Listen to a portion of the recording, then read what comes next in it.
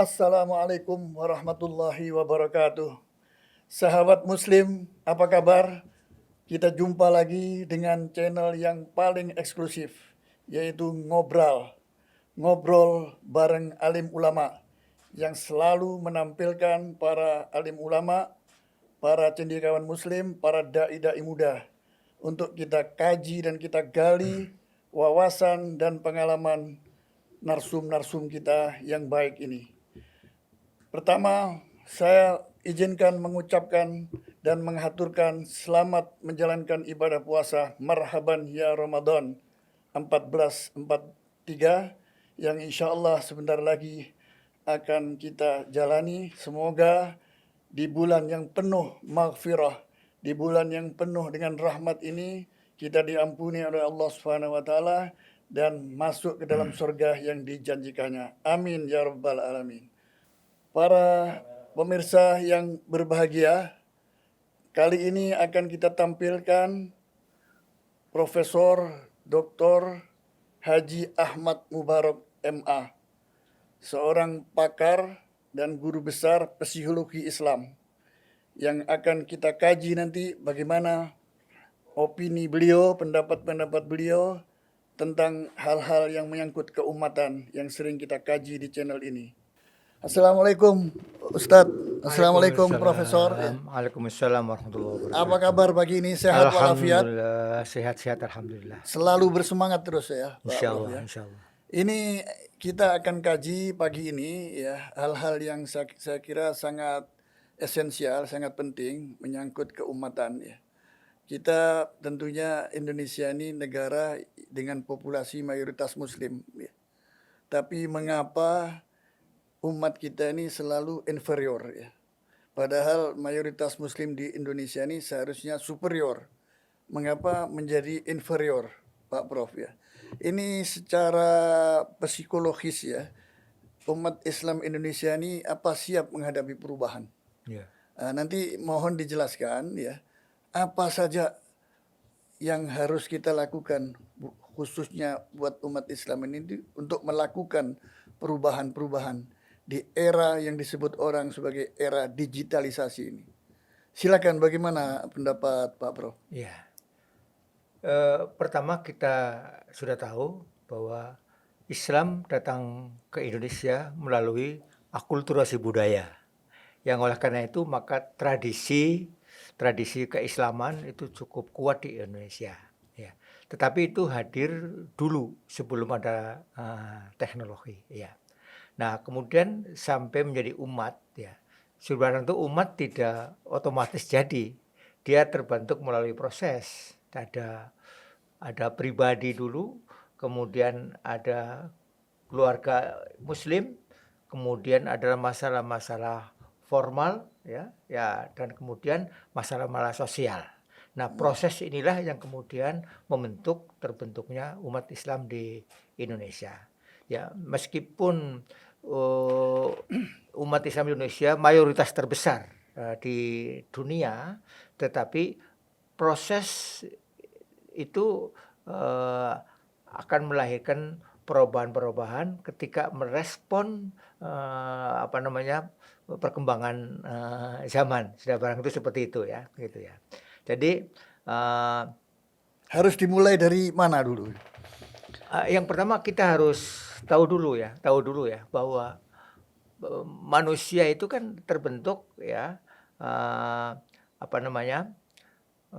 kualitasnya, terutama kaitan keagamaan. Pertama adalah pengetahuan tentang nilai bahwa ini baik, ini buruk. Ya. Yang kemudian ada lingkungan yang kondusif ya, yang membentuk ya. Menjadi tradisi-tradisi, kemudian kehadiran tokoh idola. Ini yang paling penting. Ya. Ketika ada tokoh idola, maka kemudian nilai itu berlangsung terus terjaga ya. Kemudian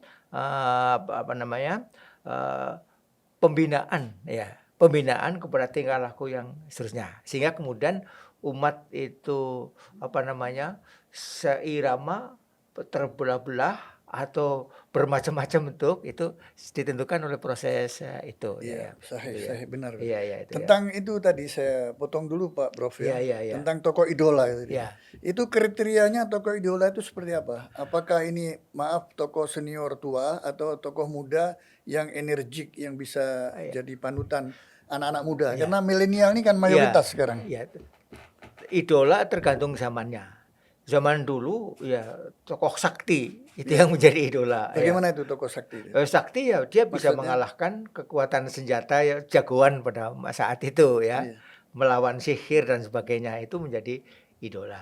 Nah, Oh, ketika maksud Pak Prof ini di zaman kemerdekaan dulu. ya sebelum bahkan Sebelum. sebelum kemerdekaan ya. Iya. Nah, ketika zaman sekarang di mana dunia mengecil menjadi satu kampung ya, dengan melalui IT, maka kemudian yang namanya idola adalah tokoh yang fungsinya seperti matahari bangsa. Iya, Ah, iya, ya. iya. Matahari itu adalah satu yang paling besar pengaruhnya dan sangat dipatuhi. Contohnya, begitu matahari terbit, semua orang, bangun, matahari terbit. Semua nggak usah itu bangun. Begitu mata naik ke atas, berangkat kerja. Tuh matahari itu udah. Nah, gitu ya. Nah, kemudian matahari turun, istirahat. Begitu matahari tenggelam, maka kemudian tidak ada satupun bintang yang nampak. Nah, ya. Kayak apa? Begitu matahari di atas, tidak ada satupun bintang yang nampak. Tapi begitu ketika ya, matahari tenggelam, baru muncul. maka bintang-bintang muncul. Nah, sekarang ini ibaratnya sedang tidak ada matahari bangsa, maka yang banyak bintang-bintang. Karena banyak bintang, maka masyarakat menjadi terbelah ikut bintang yang mana. Ini problemnya sekarang seperti itu. Ya, analogi itu menarik sekali, Prof. Iya. Ya. Jadi matahari itu kan juga selain menyinari, Iya. memberikan pencerahan, juga memberikan energi. Dan contoh konsistensi, Tetap terukur, terbit. gak pernah terlambat. Iya. Jadi itu teladan betul-betul. Jadi kalau ada kita punya pemimpin keteladannya seperti matahari, itu akan diikuti oleh orang yang bahkan nggak ketemu, cuman mendengar saja dia akan ikut. Iya. Jadi matahari ini kan sekaligus juga memberikan energi Ya. kepada manusia. Jadi Ya. energinya bisa dimanfaatkan. Iya. Tapi kalau ini kaitannya dengan problem sosial kita, terutama masalah ekonomi, keumatan ini ya. Ini kan kita terpuruk. Ya. Apalagi terkena musibah pandemi selama 2 tahun. Kan semakin membuat ekonomi umat ini semakin terpuruk. Ya. Ibarat tadi matahari mau menyinari, banyak awan yang Ya. menghalangi. Ya. Nah, ini menghadapi persoalan seperti ini, bagaimana cara kita umat ini bisa lepas dari Iya. belenggu keterpurukan itu? Ya, kebetulan Indonesia itu sangat menarik ya. Masyarakat sangat menarik. Di samping ada yang hidup di dunia milenial sudah ya, kemudian yang modern, ada yang masih tradisional, bahkan masih ada yang masih belum berpakaian, masih ada di Indonesia. Primitif itu ya. Maka bagaimana memelihara yang seperti ini? Menurut saya harus ada keseimbangan ya antara ma'ruf dan khair. Antara hal yang sifatnya kearifan lokal, yang tradisional dengan yang bersifat global. Ya, ketika itu seimbang, maka ketimpangannya, konfliknya tidak terlalu tajam. Maka menurut saya pada zaman seperti ini, terutama di perkotaan, justru tradisi kearifan lokal banyak dihidupkan. Ya, jangan semua ke IT semua gitu ya. Nah, ketika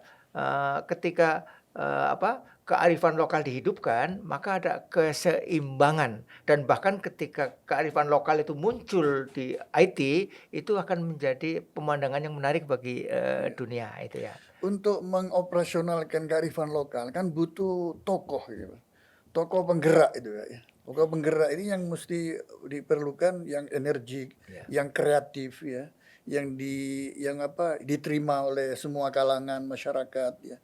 Apalagi tadi disebut-sebut masyarakat kita ini mayoritas ke depan ini lebih banyak didominasi oleh kaum milenial ya. Nah, ini kembali kepada persoalan idola tadi. Idola yang seperti apa yang bisa menjadi semacam kalau bahasa Jawa satrio paningit ini yang nanti bisa menyelesaikan problem sosial kita ini. Ya, contoh kalau di kalangan masyarakat kaum muslimin ya, ulama karismatis itu sangat berwibawa dan masuk ke sini gitu ya.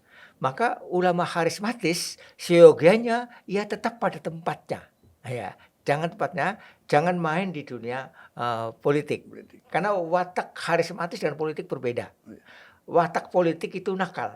Ya. Sementara karismatik itu dia terikat oleh etika tinggi dan bahasa tinggi.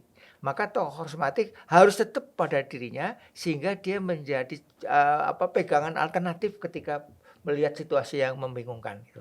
Nah, maka para ulama yang sudah punya kebiasaan ngaji, udah biasa ini disiplin di bidang itu. Jangan masuk ke politik Praktis, praktis. ya. Ya, jangan masuk politik praktis itu. Ya, maksudnya Prof. Ahmad Mubarak ini bahwa ulama itu mempersiapkan aja pemimpin nasional ke depan. Jangan ikut main gitu maksudnya. Ya. Apa seperti itu maksudnya? Mainnya itu tidak di publik. Istighosah boleh, berdoa boleh, tahajud boleh, mendoakan bangsa ini, Memberi fatwa, memberi fatwa memberi boleh, persetujuan. ya. Tapi jangan ikut bermain di dunia itu, karena watak politik itu nakal, nanti dipersepsi bermacam-macam. Ini. Terutama untuk kiai-kiai yang sudah karismatis.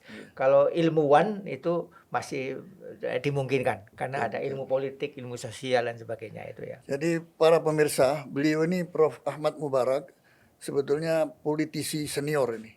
Sekarang sudah pelan-pelan meninggalkan dunia politik, apa 100%? Prof? 95%. Tinggal 5%. Iya. 95% sudah ditinggalkan dan sekarang banyak melakukan dakwah, pengajaran, ya. Kemudian kuliah, ya, dan nulis buku ya tetap ya. Saya juga sangat sadar betul ketika kecuali dulu tahun 65, umur 20 tahun, saya sudah menjadi sekretaris Partai NU tingkat kecamatan. Waktu itu berhadapan dengan PKI langsung. Nah, itu. Tapi kemudian saya baru masuk politik lagi sudah banyak Jakarta. makan asam garam. Iya. Nah, itu pun sadar betul bahwa sesungguhnya saya bukan pemain politik. Oleh karena itu saya menempatkan diri bukan di politik praktis. Maka saya tidak mau jadi anggota DPR, menteri juga tidak bersedia. Itu karena saya lebih banyak. Oh iya, dulu saya ingat pernah ditawari jadi menteri ya. Pernah. Iya. Gitu. Kenapa menolak Pak Prof Mubarak? Saya ketahui persis problem di departemen itu. Saya tahu persis kalau saya masuk di situ secara profesional saya tidak memuaskan. Itu. Oleh karena itu untuk apa? Bisa disebutkan departemen apa yang ditawarkan? Mendiknas. Itu. Sementara saya sering ceramah di sana, tahu permasalahannya atau masalah korupsinya juga tahu, saya nggak mampu mengatasi. Nah, gitu ya. Gitu ya. Yeah. Jadi bahkan ketika saya jadi anggota MPR era reformasi, jadi bukan atas nama partai. Saya mewakili kampus. Waktu itu saya Purek 3 sekaligus Sekjen Badan Kerjasama Perguruan Islam Swasta masuk MPR. Di MPR pun saya bangga hanya 1 tahun. Berikutnya saya merasa hamba di situ karena bukan dunia saya ya. Maka tetapi hikmah di politik itu luar biasa. Saya tahu apa hikmah yang paling utama itu? Godaan politik. Yang namanya uang itu waduh luar biasa. Alhamdulillah saya nggak tergoda karena ada gini. Saya basic pendidikan saya itu pesantren tradisional. Pesantren tradisional itu jejaknya di sini. Kemudian saya ke pendidikan modern. Pendidikan modern itu di sini. Nah, gitu. Nah, ketika datang godaan uang yang ratusan miliar itu yang di mas ini ada daya tolaknya gitu. Tidak dianalisa. Gitu ya, tidak dianalisa. Nah, oleh karena itu maka lama-lama setelah saya di MPR pada tahun terakhir keempat, saya mulai tidak, saya nggak di situ. Karena apa? Ada kehampaan. Apalagi saya sudah dari muda sudah kenal dunia sufisme ya, dunia sufisme. Jadi politik praktis itu tetapi tetap saya merasa bersyukur karena di situ saya kenal banyak tokoh-tokoh politik, saya dekat dengan presiden, dengan panglima, dengan ini saya dapat kemudahan hubungan ya, saya senang juga. Kemudian saya bisa keliling dunia juga melalui jalur-jalur gitu. Pak Prof Mubarak, tadi Bapak menyebutkan bahwa itu satu elemen penting dalam dunia politik ini adalah sufisme, mengenal sufisme Ya. ya. Tadi di sela-sela kita percakapan kita ada menyebutkan begitu. Ya. Nah sekarang apakah memang pemimpin ke depan ini perlu mengenal sufisme? Eh, Ini kaitannya dengan Bapak sebut tadi itu, saya bergerak di dunia politik tapi dikawal dengan sufisme, sufi ya. Itu karena itu akhlak ya, ya, bagaimana akhlak ya. itu untuk jabatan-jabatan politik tertentu, ya. Karena sufisme itu lebih pada nilai, Iya. sementara Hidup sederhana iya, ya. sementara Empati ya. aktivitas politik itu dibutuhkan keragaman kegiatan yang luar biasa. Jadi mungkin kalau yang sufisme itu pada di anggota DPA, atau penasihat presiden atau apa itu. Calon presiden ke depan perlu nggak mengenal sufisme ini? Karena menyangkut akhlak yang dibutuhkan masa sekarang masyarakat, yakni pemimpin nasional yang berakhlak. Ya. Ya. Jadi saya kira tidak mesti, kebetulan gini, ada satu negara ya, yang menyatakan tarekat Naksabandi adalah tarekat negara, Chechnya. Ya. Di Ya, itu situ, contoh ya yang sudah contoh. ada. Ya. Saya punya foto berdua dengan Presiden Aslan Masado itu di Amerika gitu ya. Ya nyatanya ada. Jadi Presiden yang sufis ya. sufisme, ya. Ya, jadi itu seringkali agak relatif karena yang namanya sufisme itu kan ada yang hanya apa namanya tahu, hanya yang experience, ada yang tingkat tinggi gitu ya. Pada umumnya yang sufisme tingkat tinggi malah nggak dikenali bahwa dia itu seorang sufi, ya, karena dia menyembunyikan jati dirinya. Nah di Indonesia sesungguhnya masih ada sufisme dan mereka masih aktif, tetapi tidak diketahui oleh orang banyak. Jadi di Indonesia itu menarik, makanya betapapun saya itu kecewa katakanlah pada keadaan, tapi saya masih percaya bahwa dulu ketika para pendiri negeri ini mengatakan hanya atas berkah dan rahmat Allah didukung keinginan luhur, ya, maka bangsa itu sebenarnya semangat sufisme. Oleh karena itu, jika para ulama dan tentu tetap pada nilai-nilai tradisional yang spiritual yang lokal itulah yang akan menjadi media datangnya berkah dan rahmat Allah. Indonesia itu kaya dengan kekayaan alam. Tapi problemnya adalah pengelolaan justru lebih mementingkan untuk kepentingan orang sedikit daripada untuk kepentingan penduduk.